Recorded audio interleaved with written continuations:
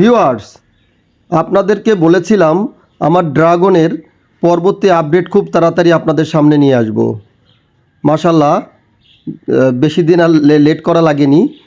তো আজকে আপনারা নিজের চোখেই দেখতে পাবেন যে পরবর্তী আপডেটটা আসলেই দেখার মতো।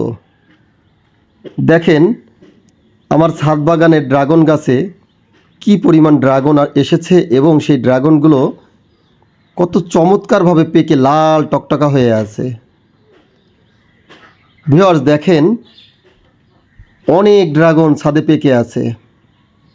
আসলে খাওয়ার থেকে দেখলেই মনটা ওনায় ভরে যায়, কারণ খাওয়ার জন্য তো বাজার থেকে কিনতেই পাওয়া যায়, কিন্তু নিজের গাছে এইরকম লাল টকটকা হয়ে থাকলে এটার আনন্দ আসলে বোঝানো যাবে না। তো দেখেন ভিউয়ার্স, কি পরিমাণে ড্রাগন পেকে লাল টকটকা হয়ে আছে। তো আমিও ইচ্ছা করেই একটু লেট করে কাটতেছিলাম।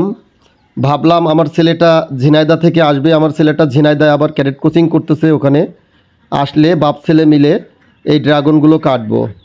তো যাই হোক, আজ বাবা ছেলে মিলে ড্রাগনগুলো কাটার জন্য উদ্দেশ্যেই উঠলাম।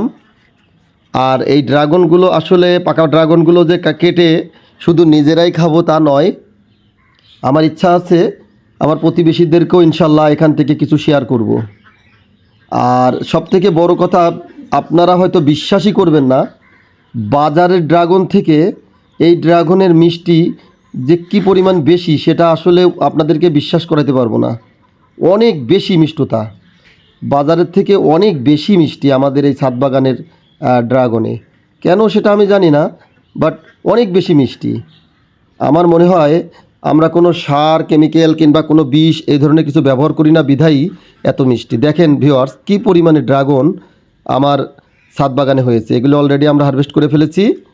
তো পরবর্তীতে আবার নতুন ভিডিও নিয়ে আসবো। সবাই ভালো থাকেন, আল্লাহ হাফেজ।